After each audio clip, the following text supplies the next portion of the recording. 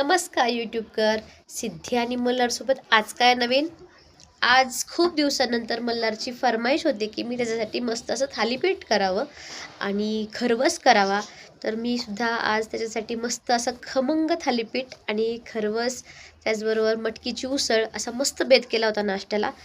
कसा वाटतोय बेत आणि कसा दिसतोय चला मग तुम्हाला सुद्धा दाखवते. तर इथे पहा मस्त अशी मटकीची उसळ आहे.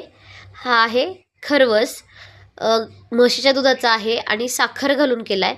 आणि हे आहे मस्त असं खमंग थालीपीठ. तर कसं वाटतंय आपली डिश. एक नंबर दिसते, नाश्त्यासाठी एकदम बेस्ट.